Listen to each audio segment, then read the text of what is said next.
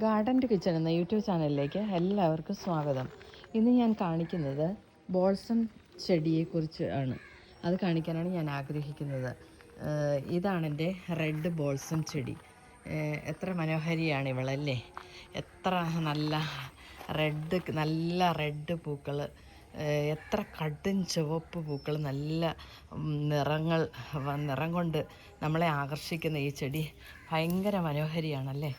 അതാണ് എനിക്ക് നിങ്ങളോടത് പറയാനുള്ളത്. പറയാതിരിക്കാൻ വയ്യല്ലോ ഇതിൻ്റെ മനോഹാരിത. അവളെത്ര സുന്ദരിയാണ്. ഇത് ഞാൻ നട്ടിട്ട് ഒരു 2 മാസമേ ആയി കാണത്തുള്ളൂ.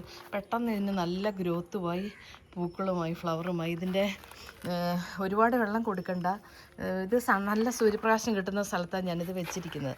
നല്ല സൂര്യപ്രകാശം ഇതിന് ലഭിക്കുന്നുണ്ട്. പക്ഷേ ഇതിന് നല്ല വെളിച്ചം വേണം.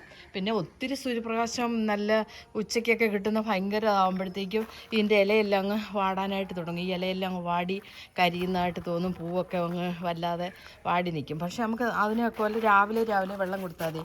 ഇപ്പോൾ വെള്ളം കൊടുത്തതേ ഉള്ളൂ. വെള്ളം കൊടുത്തപ്പോഴേക്കും നല്ല ഫ്രഷായിട്ടാണ് അവർ നിൽക്കുന്നത്.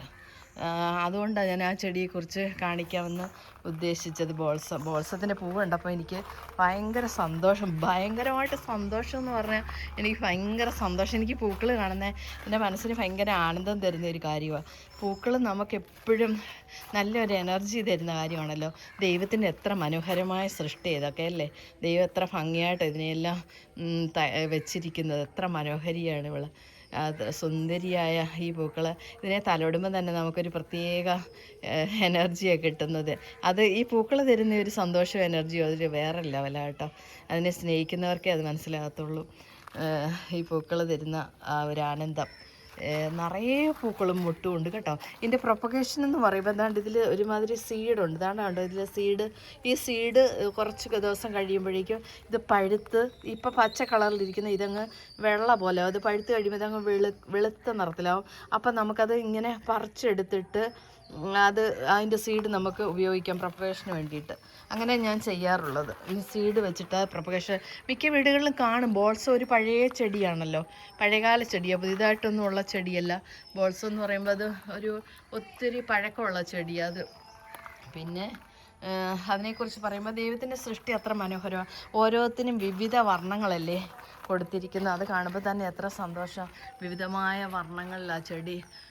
ഇത് മറ്റൊരു എൻ്റെ ഹാങ്ങിങ് പ്ലാന്റാണ്. ഇത് ബിഗോണിയയുടെ ഹാങ്ങിങ് പ്ലാന്റാണ്. ഞാൻ ഇന്ന് അതിനെക്കുറിച്ചല്ല കാണിക്കുന്നത്. ഞാനിത് ബോൾസത്തെക്കുറിച്ച് കാണിക്കാനാണ് ഉദ്ദേശിക്കുന്നത്. ബോൾസം അത്ര മനോഹരമാണ്. ഭയങ്കര മനോഹരമായ ബോൾസം ചെടി എനിക്ക് ഇന്ന് കാണിക്കാനുണ്ടായിരുന്നത്. എല്ലാവരും സുഖമായിട്ടിരിക്കുന്നു, സന്തോഷമായിട്ടിരിക്കുന്നു. അപ്പം നല്ലൊരു ദിവസം എല്ലാവർക്കും ആശംസിക്കുകയാണ്. നല്ലൊരു പ്രഭാതമായിരിക്കട്ടെ ഇന്ന് എല്ലാവർക്കും. പിന്നെ ഒരുപാട് വിശേഷങ്ങൾ എന്ത് പറയാനാണ്. ഞാൻ കൂടുതൽ സമയം ചെടികളും പൂക്കളുമായിട്ടൊക്കെ ചിലവഴിക്കുന്നു. പിന്നെ എനിക്കൊരു പുതിയ വിശേഷം പറയാനുള്ളത്, എൻ്റെ ഈ ഗ്ലാസ് ഹൗസിനകത്ത് ഒരു കുരുവി കൂട് വെച്ചിട്ടുണ്ട്. ഗ്ലാസ് ഹൗസിലൊരു കുരുവി ഇതാണ്ട് ഒരു ഹാങ്ങിങ് കൂട് വെച്ചിട്ടേക്കുന്നത് എൻ്റെ ഈ ചെടിയിൽ. അതിലിങ്ങനെ ഹാങ് ചെയ്തതാണ്ട് കണ്ടോ കുരുവിക്കൂട് ഇരിക്കുന്നത്. നിങ്ങൾക്ക് കാണാൻ കഴിയുന്നുണ്ട് ഈ കുരുവിക്കൂട്. അതിലെപ്പോഴും കിളി വന്ന് അതിനകത്ത് മുട്ടയിട്ടിട്ടുണ്ടോ എന്ന് ഞാൻ നോക്കില്ല. നമ്മൾ തൊട്ട് കഴിയുമ്പോൾ ചിലപ്പോൾ അത് പറന്നു പോയാലോ. അതുകൊണ്ട് ഞാൻ തൊട്ട് നോക്കിയിട്ടില്ല.